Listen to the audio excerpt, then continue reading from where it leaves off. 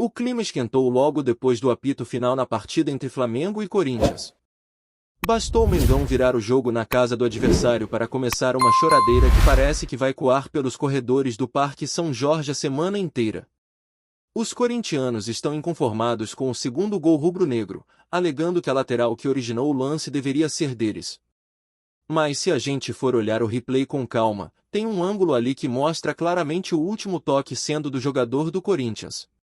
A bola sai, o árbitro dá lateral para o Flamengo, e o jogo segue.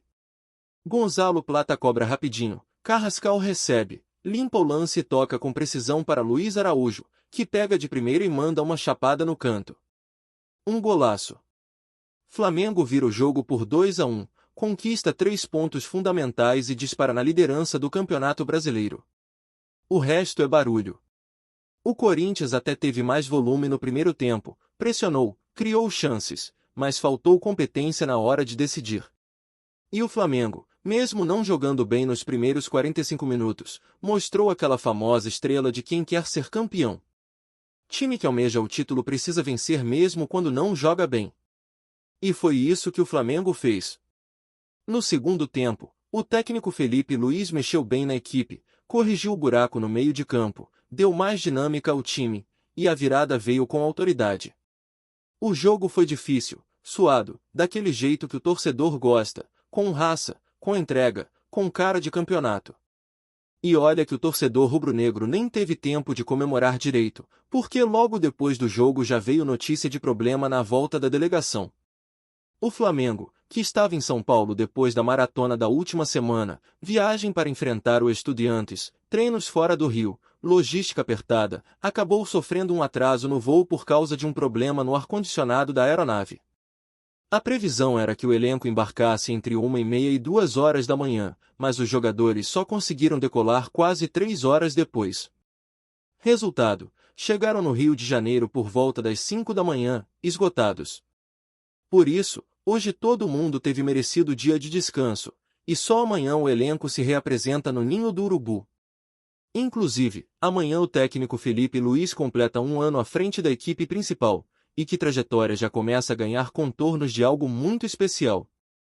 Voltando ao jogo, o Flamengo não apenas venceu o Corinthians, mas também se aproveitou das derrotas dos principais concorrentes.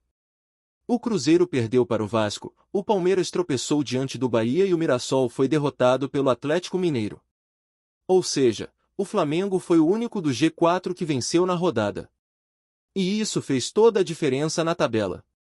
Agora, o rubro-negro soma 54 pontos, 4 a mais que o Cruzeiro e 5 a mais que o Palmeiras. Um respiro importante nessa reta final de campeonato. Atrás deles, aparecem o Mirassol com 42, o Botafogo com 40, o Bahia também com 40, o São Paulo com 35, o Fluminense com 34, o Bragantino com 32 e o Grêmio com os mesmos 32. E na sequência, Corinthians com 29, Ceará, Atlético Mineiro e Internacional empatados com 28, Santos com 27, e na zona da degola aparecem Juventude, Vitória, Fortaleza e Sport Clube do Recife. Se o torcedor flamenguista tem motivo de sobra para sorrir, o clima no Palmeiras é bem diferente. Após a derrota na Arena Fonte Nova, o técnico Abel Ferreira perdeu a linha mais uma vez. Reclamou do gramado, reclamou de lesão, reclamou de tudo. Mas quem não gostou nada dessas reclamações foi o técnico Rogério Ceni, que não deixou barato. Ele respondeu na lata, dizendo que o gramado ruim era muito mais prejudicial para o Bahia, que trabalha a bola desde a defesa, que constrói jogadas, que tem repertório. Já o Palmeiras, segundo o próprio Ceni, vive de ligação direta. É chutão pro Flaco Lopes ou pro Vitor Roque, seja o que Deus quiser. O treinador do Bahia mandou essa com todas as letras. Para eles, o gramado ruim é até melhor, porque eles não jogam com a bola no chão. E ainda cutucou o Abel dizendo que é estranho alguém que trabalha num clube com gramado sintético ficar chorando por causa de campo natural. Essa declaração pegou mal para o lado do Palmeiras, principalmente porque veio logo após uma derrota. Quando o time vence, tudo é festa, mas na derrota, aparece esse tipo de postura que incomoda até os adversários. E Rogério Ceni não quis saber de papo diplomático. Falou mesmo. Disse que o Abel precisa aceitar quando perde, parar de reclamar do que não pode controlar e trabalhar para melhorar o que está nas mãos dele. A torcida do Bahia, claro, vibrou com a resposta do técnico, que ganhou ainda mais respaldo depois da grande atuação da equipe em casa, vencendo com autoridade e mostrando que, sim, o time baiano tem qualidade e pode bater de frente com qualquer um. E se o Abel ficou pistola, o Yuri Alberto também não escapou das críticas. O atacante do Corinthians, que já estava pressionado por estar há meses sem balançar as redes, teve a chance de abrir o placar em cobrança de pênalti e desperdiçou de forma desastrosa. Tentou uma cavadinha, aquela famosa paradinha de quem está confiante, mas não estava. A bola ficou fácil para o goleiro Rossi, que pegou com tranquilidade. E isso, claro, virou motivo de piada e revolta. Teve até jogador pedindo que o clube multasse o atacante pela irresponsabilidade. O lance foi realmente simbólico. Era a chance do Corinthians sair na frente e mudar a história do jogo. Mas ele desperdiçou. E depois disso, o Flamengo cresceu. Luiz Araújo, autor do gol da virada, até brincou na zona mista sobre o pênalti perdido pelo adversário. Disse que ficou feliz pelo Rossi ter feito mais uma defesa importante, ajudando o Flamengo a conquistar os 3 pontos. O clima era de alívio no elenco rubro-negro, porque a partida foi dura, foi tensa, e mesmo com todas as dificuldades, cansaço, viagem, maratona de jogos, o time conseguiu se superar. É esse tipo de vitória que dá moral, que fortalece o grupo e que mostra que o elenco está comprometido com o objetivo. Agora, o foco muda. O Flamengo tem 2 confrontos importantíssimos pela frente. Primeiro encara o Cruzeiro no Maracanã, jogo direto com um adversário que também briga pelo topo da tabela. Depois, enfrenta o Bahia fora de casa, na Fonte Nova, que já se mostrou um campo difícil, não só pelo adversário, mas também pelas condições do gramado, que virou tema da semana. E é exatamente por isso que a comissão técnica já trabalha com a ideia de ajustar o time para encarar essa sequência. Vai ser necessário dosar o elenco, trabalhar a parte física, recuperar jogadores e manter o foco total, porque cada rodada agora é decisiva.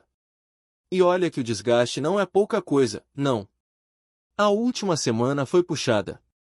O Flamengo saiu do Rio na terça-feira, treinou na quarta no CT do Defensa Y Justicia, enfrentou o Estudiantes na quinta, treinou na sexta novamente, viajou para São Paulo, treinou no sábado, jogou no domingo e só conseguiu voltar para casa na madrugada de segunda.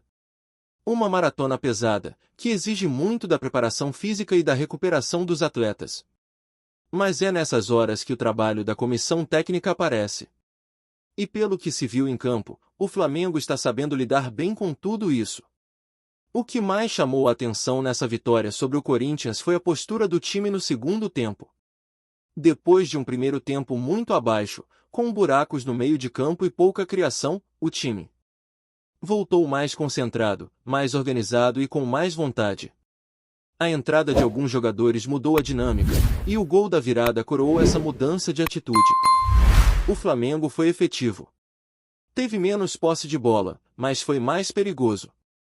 Aproveitou os erros do adversário e mostrou que sabe vencer mesmo quando o futebol apresentado não é brilhante. Isso é característica de time maduro, que sabe o que quer e como alcançar. E no meio de toda essa turbulência, quem sai fortalecido é o Flamengo. O time conseguiu abrir vantagem na liderança, ganhou moral, venceu um clássico fora de casa, superou um adversário direto e agora tem a chance de consolidar ainda mais sua posição nas próximas rodadas. Claro que o campeonato ainda está em aberto, muita coisa pode acontecer, mas se tem uma coisa que ficou clara nesse fim de semana é que o Flamengo está pronto para brigar até o fim. A pressão agora muda de lado, e quem começa a sentir o peso da reta final do campeonato são os rivais.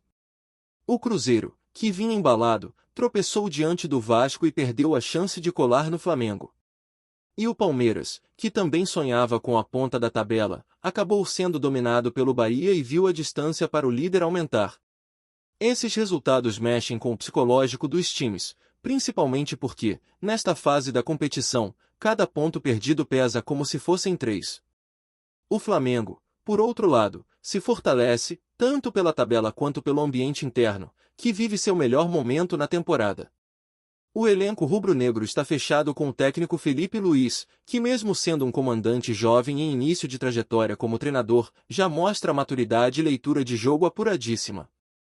Contra o Corinthians, por exemplo, ele não hesitou em fazer mudanças ousadas, trocando peças no meio-campo e nas pontas, mexendo no esquema tático ainda no intervalo. E deu resultado. O time voltou para o segundo tempo com outra postura, mais compacto, com mais transição e mais poder de decisão. Isso mostra que o técnico conhece bem o elenco que tem nas mãos e sabe como extrair o melhor de cada jogador em diferentes cenários de jogo. Um detalhe que também chama atenção é o ambiente no vestiário. O Flamengo conseguiu construir um grupo unido, em que os jogadores se respeitam e se cobram na medida certa. A fala do Luiz Araújo após o jogo ilustra bem isso. Ele não apenas comemorou o gol e a virada, mas também fez questão de elogiar o goleiro Rossi pela defesa do pênalti e o desempenho da equipe na parte final do jogo. Esse tipo de discurso é comum em grupos vencedores, onde o coletivo está acima de qualquer individualidade. E é justamente essa união que tem feito o Flamengo ser tão competitivo, mesmo quando o desempenho técnico não é dos melhores. Enquanto isso, o Corinthians afunda em crise. A derrota em casa para o maior rival e a posição desconfortável na tabela aumentaram a pressão sobre jogadores e diretoria. O episódio do pênalti perdido por Yuri Alberto virou símbolo do momento do clube. O atacante, que já vinha sendo muito cobrado pela seca de gols, decidiu bater o pênalti com uma cavadinha e desperdiçou a chance de abrir o placar. A torcida explodiu de raiva e não perdoou. A diretoria também não gostou nada da atitude, e o clima nos bastidores esquentou. Há quem fale em multa, há quem defenda banco, mas o fato é que a confiança do jogador está abalada, e isso pode custar caro ao time nas próximas rodadas. Além da falha de Yuri Alberto, o Corinthians enfrenta uma série de problemas estruturais. Falta padrão de jogo, as substituições têm sido questionadas, e o time parece sem direção. Contra o Flamengo, apesar de ter feito um bom primeiro tempo, faltou repertório para manter a intensidade e segurar a vantagem. O time se perdeu na segunda etapa, e quando tomou a virada, desabou emocionalmente. Isso mostra que, além de ajustes técnicos, o clube precisa urgentemente de uma mudança de mentalidade para tentar escapar da metade de baixo da tabela e buscar uma recuperação nas últimas rodadas. Já o Palmeiras vive uma situação um pouco diferente, mas igualmente desconfortável. A pressão não vem pela briga contra o rebaixamento, mas sim pela cobrança de resultados que sustentem o projeto do clube. E o técnico Abel Ferreira, que por muito tempo foi blindado por conquistas recentes, começa a sentir a paciência da torcida se esgotando. As reclamações constantes após derrotas, como a que aconteceu na Bahia, passaram a ser vistas como desculpas, e não mais como defesas legítimas do elenco. Quando um técnico passa a usar sempre o mesmo discurso, ele deixa de mobilizar o grupo e começa a perder força até dentro do vestiário. Rogério Ceni percebeu isso e aproveitou a coletiva pós-jogo para colocar o dedo na ferida. Disse, com todas as letras, que o Bahia foi superior em campo, que jogou mais futebol e que o gramado, tão criticado por Abel, não impediu o time de casa de fazer um grande jogo. A resposta foi direta, sem rodeios, e ecoou forte entre os torcedores dos dois lados. O treinador do Bahia mostrou que está em outro momento, mais seguro do seu trabalho e da capacidade do elenco que comanda. E o resultado dentro de campo apenas reforçou essa postura, vitória sólida, desempenho convincente e moral elevada para a sequência da competição. Tá curtindo o vídeo? Então deixa aquele like maroto, comenta aí o que tu tá achando e compartilha com os parceiros de arquibancada. Bora fortalecer o Central Rubro-Negro, rapaziada. Um jogo que prometia fortes emoções entre Flamengo e Corinthians acabou marcado por uma reviravolta inesperada e explosiva. A partida foi cancelada por irregularidades gravíssimas. Fontes próximas à organização do evento afirmam que as falhas não se limitaram a um simples erro administrativo, mas envolveriam uma série de questões sérias que colocaram em risco a integridade do confronto. A notícia caiu como uma bomba no meio esportivo, deixando torcedores, atletas e dirigentes perplexos. Rumores nos bastidores indicam que a confusão começou ainda nos momentos que antecediam o início da partida.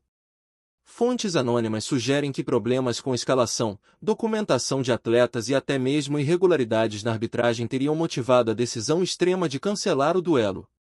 Há quem diga que a situação poderia até acarretar punições severas para os clubes envolvidos, caso as suspeitas se confirmem, e que a confederação estaria avaliando todos os detalhes com extrema cautela antes de divulgar qualquer comunicado oficial. Nas redes sociais, a notícia gerou um verdadeiro frenesi. Torcedores de ambos os lados demonstraram indignação e incredulidade, trocando mensagens de choque e especulações sobre os possíveis responsáveis.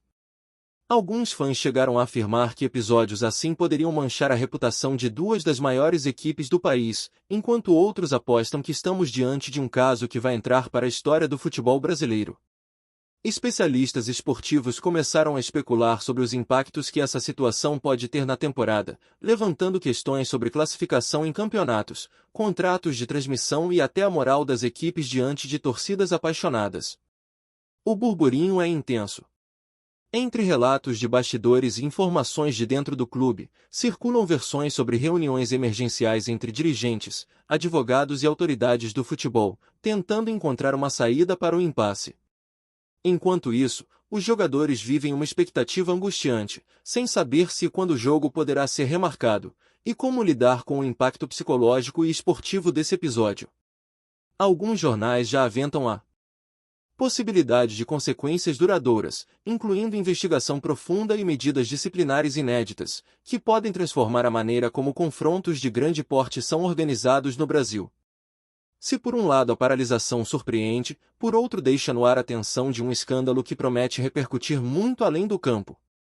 Até agora, ninguém se responsabilizou oficialmente, e as especulações continuam a se multiplicar, enquanto o futebol brasileiro observa, boquiaberto, mais um capítulo dramático daquilo que parecia ser apenas mais um clássico. Flamengo e Corinthians, por ora, ficam sob holofotes não por gols ou jogadas memoráveis, mas por um enigma que pode marcar o calendário esportivo com um dos casos mais comentados da história recente. É isso, família! Valeu demais por acompanhar até aqui. Se ainda não se inscreveu, tá moscando, hein? Ativa o sininho para não perder nenhum papo de Mengão Raiz. Aqui é Central Rubro Negro, aqui é Flamengo até morrer. Tamo junto!